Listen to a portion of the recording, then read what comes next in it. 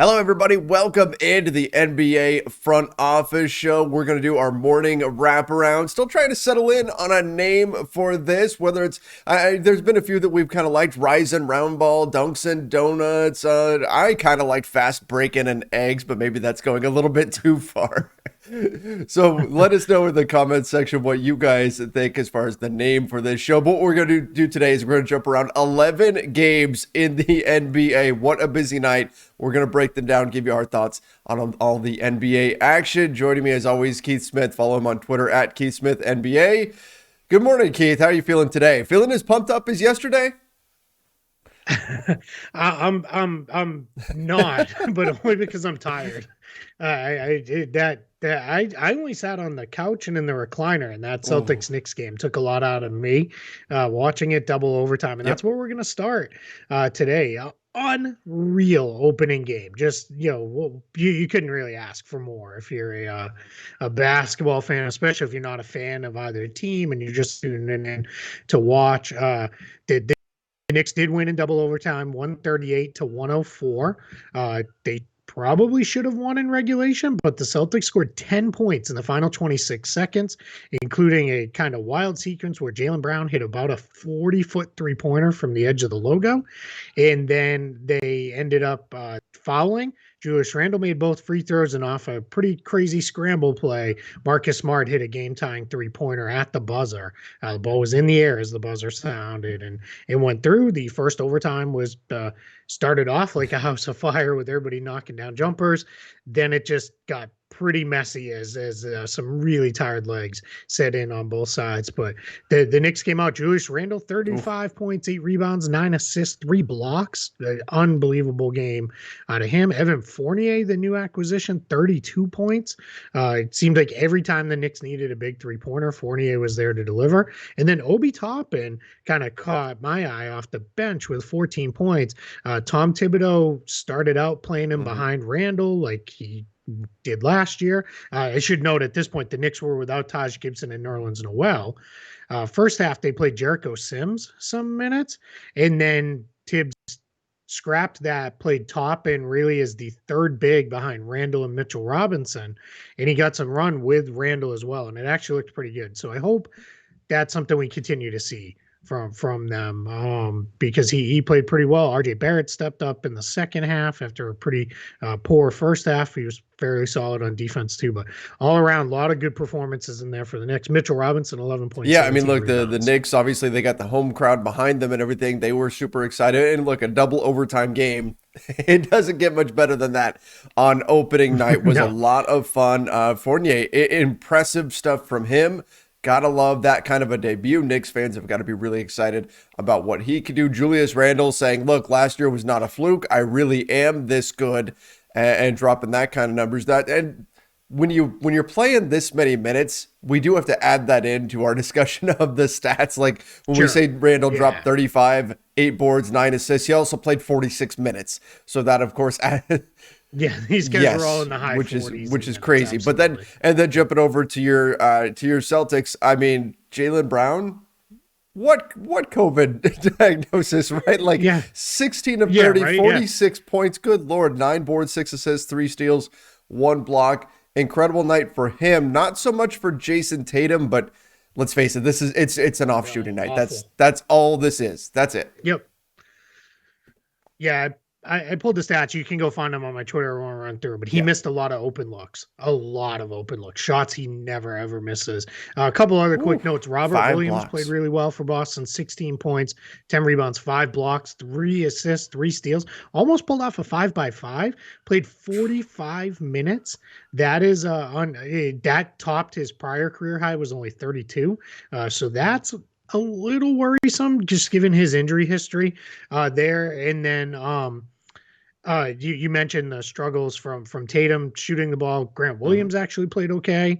Struggled with Randle defensively. They ended up putting Williams on Randle late in the game. He did a much better job on Julius Randle. But it's one of those where I don't know how you come away from this super mad if you're a Celtics fan or anything like that, because if Tatum just has an average Tatum shooting game, they win. Like it's that simple. And it's not like anybody on the Knicks played way under their abilities or anything like that. Nobody on the Celtics played way under theirs either. So it's other than Tatum, Marcus Smart had some rough moments early on, or I guess not early, like kind of in the third and vast majority of the fourth quarter. Dennis Schroeder did struggle a little, only 5 of 16 from the floor, but he took some quick shots as they were in comeback mode late in the regulation. And then he did have 8 assists off the bench though. Looked pretty good. His playmaking and ability to get in the paint, I think, is a welcome addition to that group. So, but we've got a lot of games to get to, so we don't want to spend more. If you want more thoughts from me and the team, you can find those over on Celtics blog later today. Want to move on to Pacers. Let's do it. This is another Hornets. very, very fun one. I got to catch a good chunk of this game. Yeah. This one, the execution on the offensive end by the Pacers, it was like Rick Carlisle was reminding everybody, yeah, I'm really good at this coaching thing. Just tremendous. Malcolm Brogdon, as efficient as ever. But, I mean, let's not bury the lead. Chris Duarte, rookie debut, 27 points, 6 for 9, shooting from deep. Incredible stuff from him. Pacers fans have got to be stoked about how good he looked. And then I thought Sabonis was very good as well. 33 points, 15 boards, 2 assists. Yeah. Great performance out of him. 4 blocks for Miles Turner, just doing Miles Turner things, right? So this Pacers team, even though they lost by 1, I think Pacers fans should be feeling pretty good about this team. They looked a lot better than I was anticipating. My concerns for the Pacers are they didn't get much out of their bench, and then they also they went through a rough period in the third quarter. They were blowing out the Hornets. It looked like they were going to cruise to this win, and then the Hornets ripped off a 24-0 run in the third quarter, mostly generated off of forcing turnovers and then just never missing a shot. It felt like, so that's a little concerning. On the Hornets side, their interior defense is awful. That's kind of like to say it exists, period, to be awful. Like it's just not even there. That's how bad it was. Sabonis really did whatever he wanted all game long, but I think we thought with the Hornets that as long as they can get the ball up and down the floor and score points, they're going to be in these games. LaMelo Ball, 31 points, 9 rebounds, 7 assists. Mason Plumlee, again, defense wasn't really there, but 8 points, 10 rebounds, 5 assists. A lot of good ball movement out of this team. 29 assists on 46 baskets for them. 29 assists on 42 baskets for the Pacers. So if you have a chance, if you've got League Pass and the ability to go back and watch a game late, this is probably a good one to spend a little bit of time with. Because if it wasn't for Celtics Knicks, this absolutely, it was a fun one. Sabonis had a chance to win it at the buzzer. I still think that despite the rough stretch, the Pacers still looked pretty good for the majority of the game. And the Hornets, of course, coming up big in the clutch. LaMelo Ball, 7 for 9 from deep. That's pretty good. All right. Yeah. He is better than I ever thought he was going to be. I was not big on him coming into the draft. That's probably my worst evaluation I've ever had, to be quite honest. He's gonna outplay anything I ever thought he would be. Bulls Pistons next. As we go rapid fire here, this one when I was watching was maybe the ugliest offensive game I have watched. God, it was bad in the first quarter. Then it got better from there, at least for the Bulls side. But they only scored 14 points in the first quarter, which was 20 to 14 pretty rough. And you can see they're going through it, right? They're going to take some time to figure out exactly how to play together. There was times where it was just the fit was a little wonky, but Zach LaVine took over eventually, which is good to see because I think that's Zach LaVine basically saying, "Okay, all right, cool, we got DeRozan and Ball, and we have Vooch now, but this is my team. Like, it's winning time. Get me the ball. I'm going to do this." And he looked great. 34 points, 11 of 17 shooting, hit all 11 of his free throws. He was in attack mode basically all game long. It was just, it's going to take a little bit. And in their defense, it's funny because people were like, I didn't think they'd defend this well, but I don't want to go too crazy because it was the Pistons on the other side, and I think they might struggle. Absolutely. I think that was part of it. I did notice, I think this is going to be a theme for the entire season, The Pistons went right at DeMar DeRozan. They tried to put him in actions as many times as they could. Sadiq Bey was trying to break him down one-on-one and was successful most of the time. So that's something to definitely keep an eye on, Bulls fans. How can DeMar DeRozan defend? And if he can't, what can the Bulls do to kind of mitigate that scheme-wise? So that's certainly something to keep an eye on. And then one of our concerns coming into the season, Keith, was the Bulls bench. And you look, you got 10 points total out of the Bulls bench, all of it from Ayo Dosunmu and Alex Caruso. That's it for the Bulls reserve. So that's, I mean, that's something to keep an eye on moving forward. And that'll get helped some when Kobe White is back, but that's only some. A lot of the guys who played their bench minutes, that's going to be their bench guys. So yeah, a little concerning there on the Pistons side. It's just going to be rough for this team. But Cade Cunningham, we should note, did not play due to an ankle injury, so his debut still remains forthcoming. Eventually, he'll get out there. That'll help, I think, them create offense a little bit more because there was a lot of Jeremy Grant, and it was more Sadiq Bey when I was watching than I was comfortable with. As you said, they were trying to go at DeMar DeRozan, but I don't know that Bey's ready for that just yet. But yeah, it's Killian Hayes missed all 6 of the shots. He did not look good and missed them badly. Like not there were a few I saw were not close. The ones I saw weren't even close. Yeah, and that's concerning. They were only 6 out of 28 from 3. I want to make this point now because I don't want to forget it as we still have a bunch more games to go through. I think I completely underestimated how bad the Pistons, Rockets, Thunder, and Magic are going to be. I think they're all going to be. And remember, we ranked them. We ranked them at the bottom and said they're going to be the worst teams in the NBA. And they're still. We're not. This isn't like we said. Oh, maybe they could sneak into the play-in, and now they're bad. No, they're bad, and they look even worse than we thought.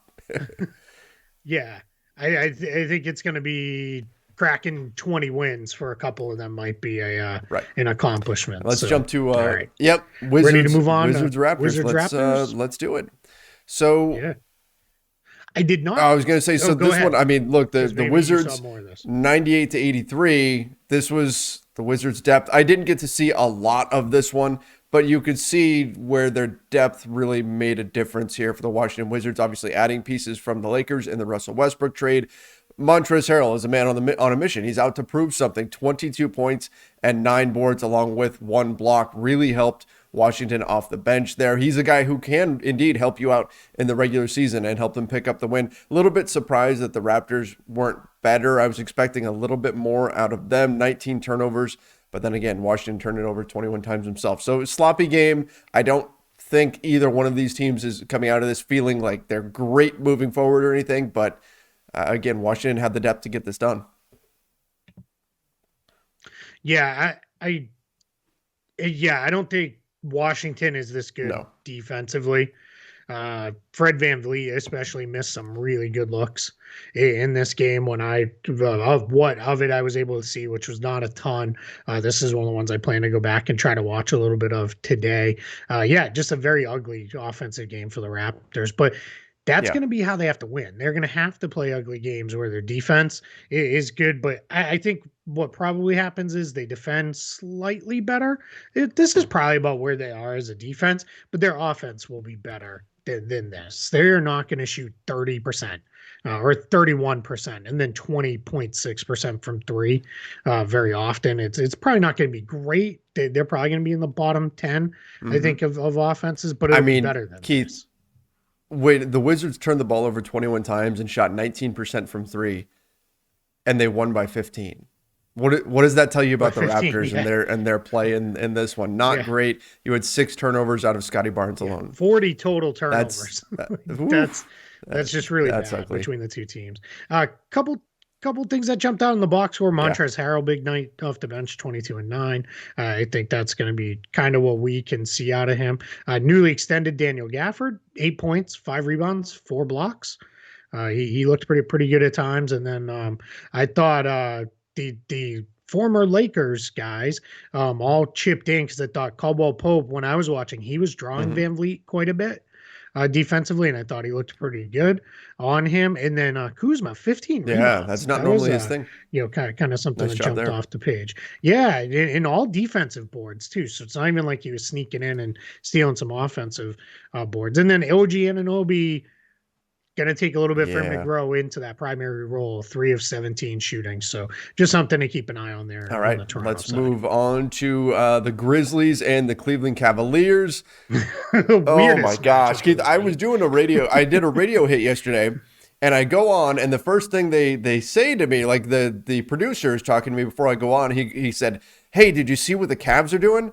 I said, "No, what's happening?" He goes, "They're starting 3 bigs at the same time. They've got Mobley, Markkanen, and Allen all on the floor together." And I went, "Oh my gosh, I have to check this out." Yeah. And then on the flip side, you had the Grizzlies do the opposite. They started 3 guards in Bane, Morant, and Melton all together. So it was just, I guess they just decided they wanted a contrast game or something.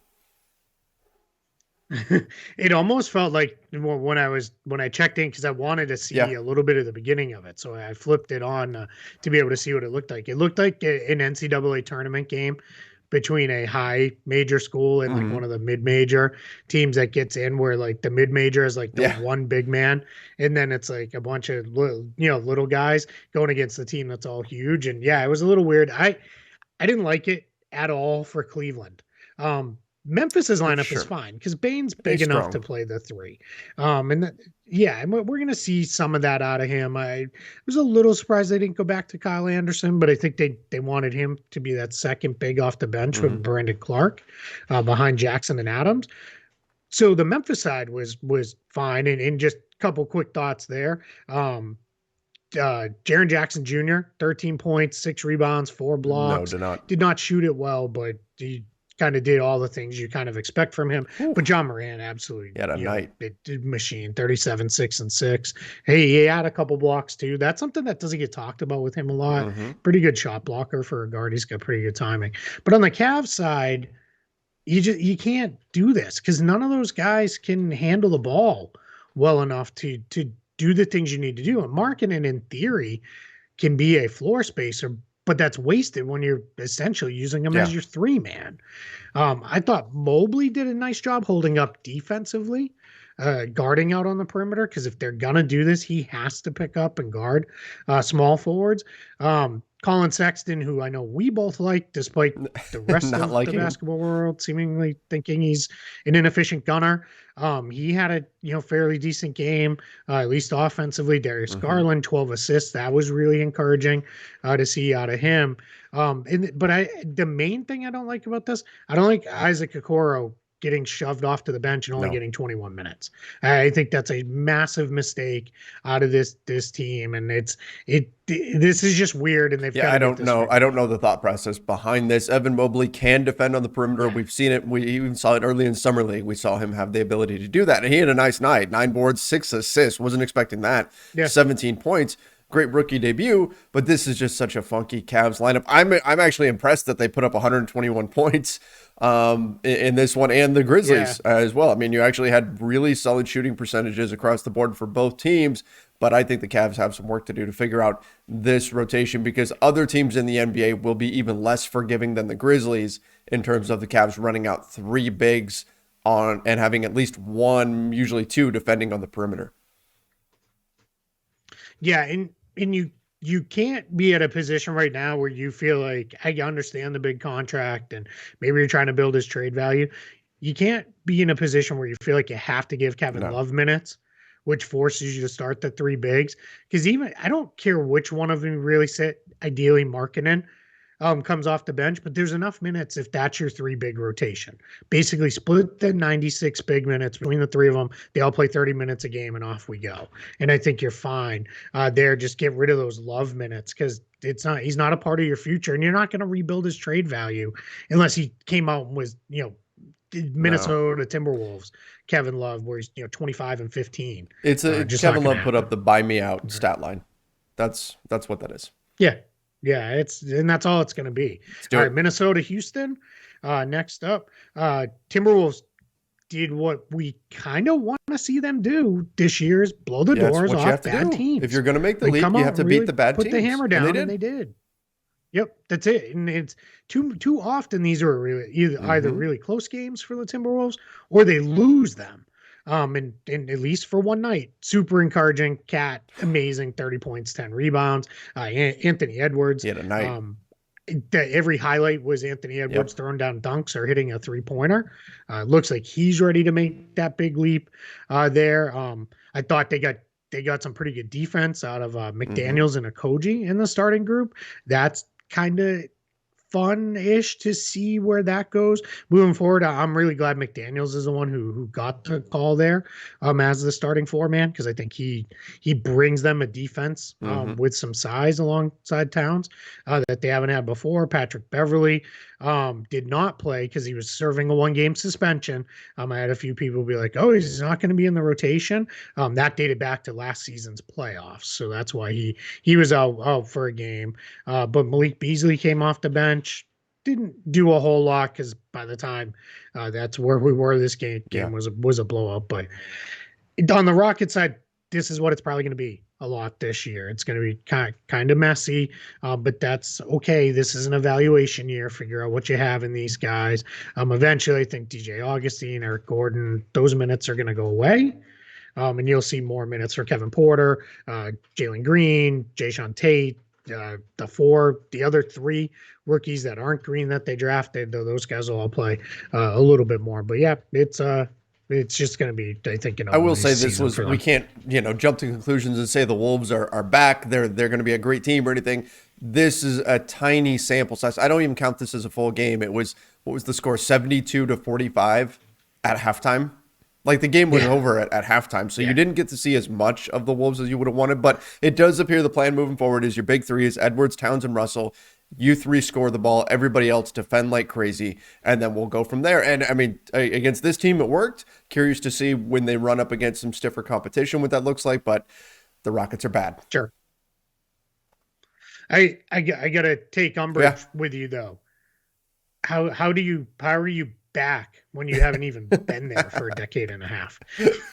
That's I mean, I guess that's true. Yeah. So that's just me. That was a cheap shot. I apologize, Wolves fans. I'm excited. I hope this continues because I really like Cat. I like Anthony Edwards. I'd like that team to be good. Philadelphia, New Orleans. Oh, Furkan Korkmaz's show as he kind of turned to this one single-handedly into a blowout in the fourth quarter. Good Lord. He went bananas off the bench late. Tyrese Maxey, as expected, drew the start with Ben Simmons in the lineup and played well. 20 points, 7 rebounds, 5 assists, shot 8 of 14. Again, New Orleans is not the most stout defensive team in the league, so we'll see what comes of that. Joel Embiid did his thing. Tobias Harris scored some points. George Niang, I continue to think one of the sneaky underrated signings this offseason. I think he's going to be really good as a ball moving forward for them off the bench. All right, I beat up on the dude all the time, and he's maybe my least favorite player in the league. Andre Drummond had 17 rebounds in 19 minutes. That's incredible. Like, that's ridiculous. Like that, he had 2 blocks and 3 assists, 2 steals, 6 points. Like, look, if that's what you're going to get behind Joel Embiid, the probably played a few more minutes than he'll usually play. My guess is it'll probably be closer to 15 minutes a night. Because Embiid only played 26. Nature of the game. Yeah, that exactly. But that was because it was a blowout late. But yeah, I mean, if that's what you're going to get on Andre Drummond, he was plus 22 for the game. So credit where credit's due. Monster game out of him. On the Pelican side, Brandon Ingram, 25 points. Nikhil Alexander-Walker had 23. Devontae Graham had 18. Josh Hart left early in the game with a knee injury. I have not seen an update on that yet, what's going on with him. So that's concerning because this team's already banged up. Zion Williamson, once again, reminder, did not play. It's still no timetable. At least a few more weeks. A couple weeks out from another update. And there was the report from Jake Fisher yesterday that mentioned that he's over 300 pounds at this point. And obviously Zion, he's a big dude, right? I mean, he's got a lot of muscle on him, but typical playing weight for him is probably around like 280, 285-ish, somewhere in that range. So he's significantly heavier than what we've seen. So that's a concern as well, particularly when you're already dealing with injury issues. Yeah, and I put it out on Twitter. In retrospect, that commercial where he's chugging Mountain Dew with a giant bowl of Doritos in front of him, good. Probably not the best look right now. Not good. This game, before we move on from this one, this had the bizarro stat line of the night for me. 3 for 19 from Jonas Valanciunas. You will probably never see that. You will never see that again. This is This was, and especially he just Not got that that good. big contract. We talked about it yesterday, or that new contract, and then Yeah. puts up what I believe this is going to be his worst shooting night of the entire season. It has to be. Like, it feels like a physically impossible for him to shoot that poorly, given how close in most of his shots are. 1 for 3 from three. Valanciunas 3 for 19. Again, that's I would be shocked if we see anything like that at any point again this season. Yeah, let's move on to bad shooting lines. I think we'll continue to see a lot this season. The Orlando Ooh, Magic got destroyed by the San Antonio Spurs, 123-97. The Spurs absolutely rolled over Orlando again. yeah, They're going to be bad. You're looking just for signs of encouragement. There weren't a whole lot. Franz Wagner looked better in this one. And I did watch this game just because of the uh-huh. ties to Orlando living here. He looked better. Wagner did at any point in summer league or the preseason in this game. 6 out of 9 for 12 points. Mo Bamba looked pretty solid, 18 points. Did have 4 blocks. Also had 4 assists, which was Yeah, kind of fun. Ish.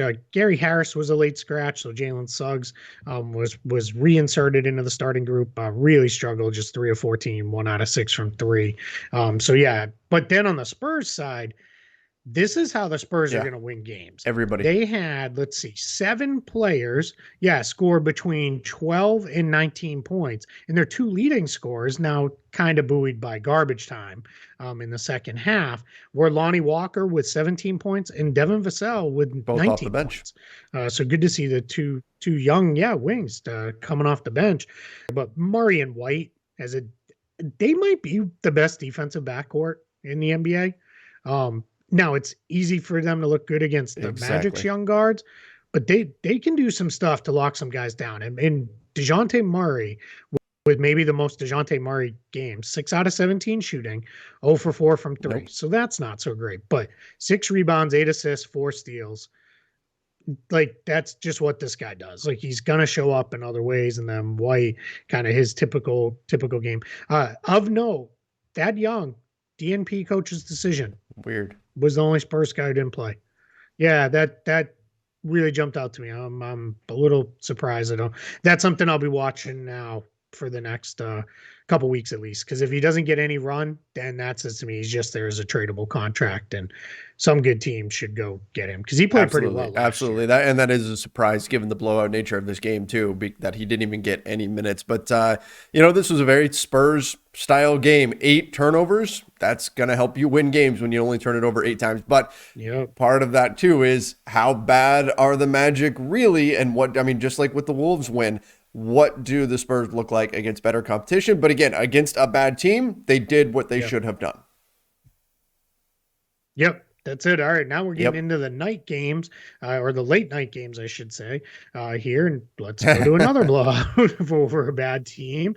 The Utah Jazz just rolled right over the Thunder, 107-86. This was a very jazzy game, I guess is the best way to put this. They just did what they do. They showed up. They ran their stuff almost to perfection right off the jump on both ends. Rudy Gobert, 16 points, 21 rebounds in only 29 minutes.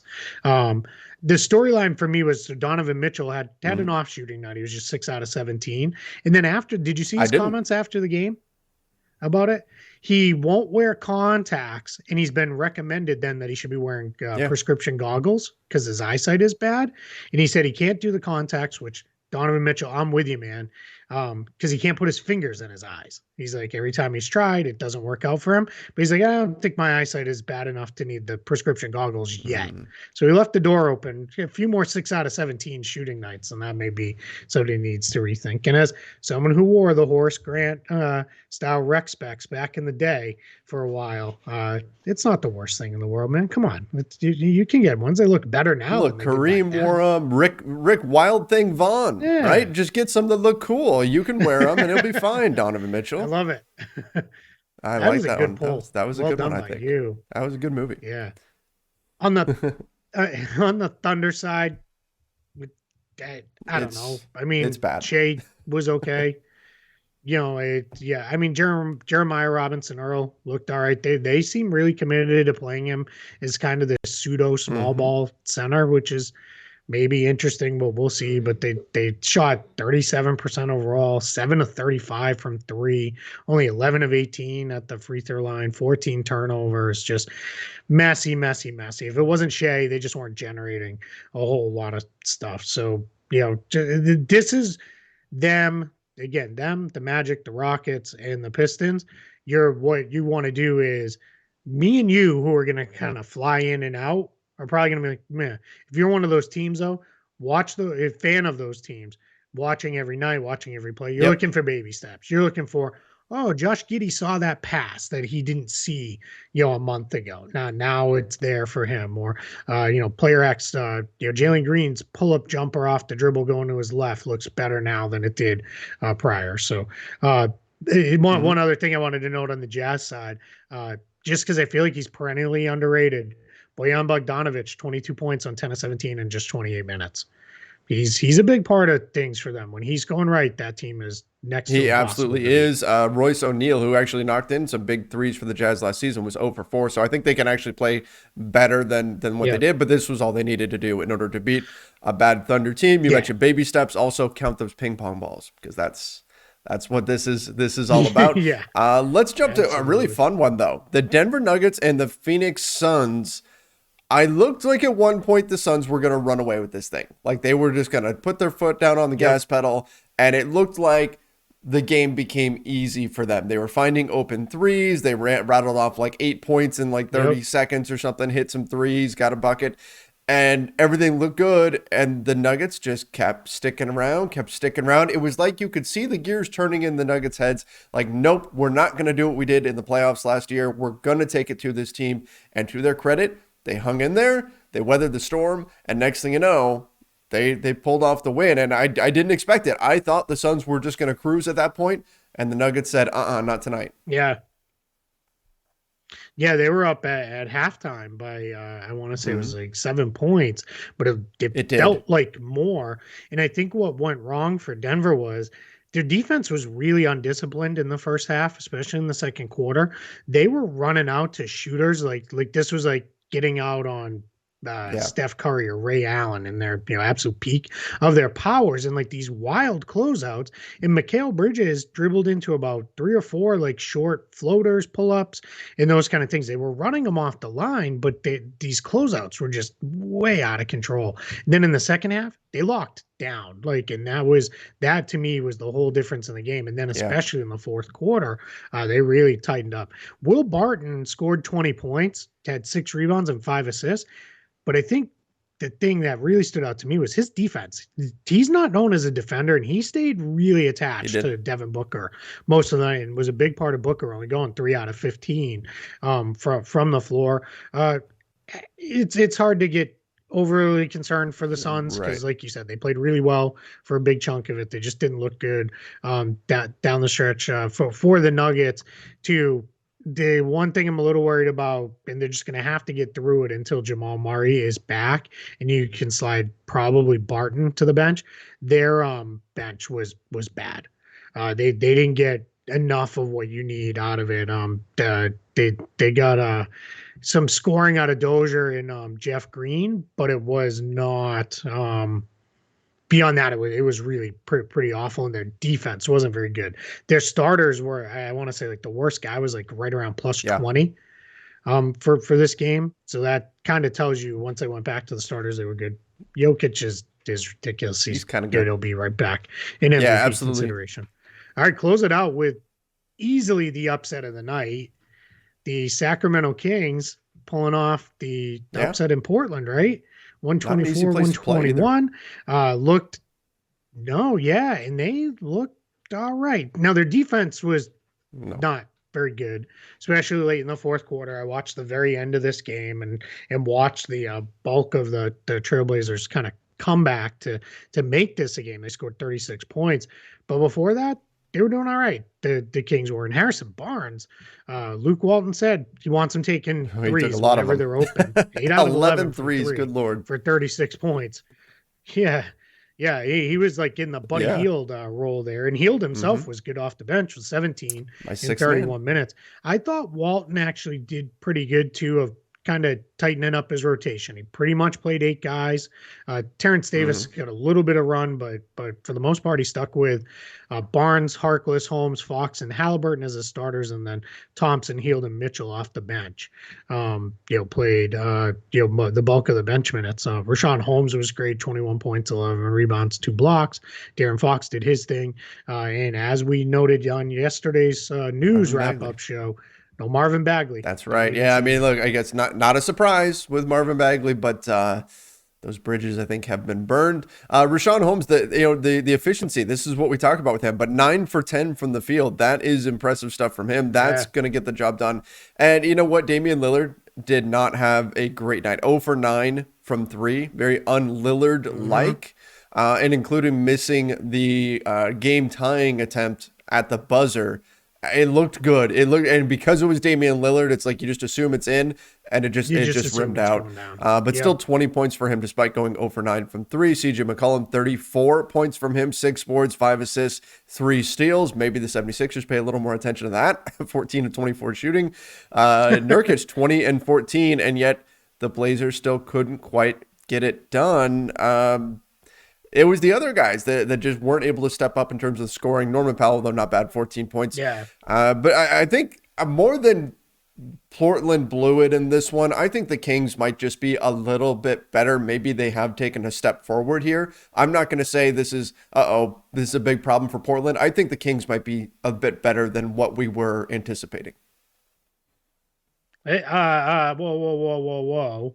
Maybe what you were. I had them 10th in the West and in that bottom of that play-in tier ahead of the Spurs, Timberwolves, Pelicans. I think I had them ahead of the Spurs as well. I'd have to go back and check my rankings. But I mean, I'm saying they might be a little bit better than that. Like they could be up a tier. Right. So now you're trying to. That's what it is. Me. That's what it is. You're playing the Kings fans, and I thought here I was going to be the darlings you know me. I have a great relationship with Kings fans. They love the Lakers. It's fantastic. Sure. Yeah, no doubt. Fun night. So surprise of the night for me that stood out is Damian Lillard and Jason Tatum shooting a combined 15 of 54 on the night. That is not going to happen again. Both of those guys, they will throw up the occasional bad line, but not normally that bad. That's what stood out to me. And if either one of those guys has even an average game for them, their teams probably are 1-0 today. But fun night, 11 games. It was really cool. DirecTV finally delivered the biggest present I've asked for forever, which is a game mix channel. So up to 8 games playing at once at a time. If they're all going on at the same time, it was absolutely glorious to tune in and watch that. And we're off and running. Here we go. Tonight we get 3 games. We get the Mavs and the Hawks, the Bucks and the Heat, and the Clippers and the Warriors. So some fun ones that we'll be back to break down tomorrow. I gave you guys my surprise of the night already. I kind of blew the surprise a little early, but Valanciunas with his 3 for 19 shooting. I'm not expecting that to happen again. Keith, anything before we wrap up here? No, I think we're good. Yeah, like you mentioned, those games, 4 teams making their season debuts: Mavs, Hawks, Heat, and Clippers. So should be a fun night, light night. So we'll probably go slightly more in depth on those games tomorrow when we come back here and do this. Continue to send us your name suggestions or let us know which ones you like. We'll try to, by the start of next week, we'll set that as the goal for us to have a name for this version of the front office show. But thanks for checking in. Let us know what you like and don't like about this this style of show, where we're just trying to cater this to you and deliver you guys what you want.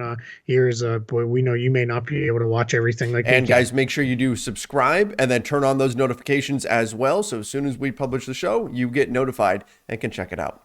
And don't forget to like this episode as well. Till next time, stay safe and see you.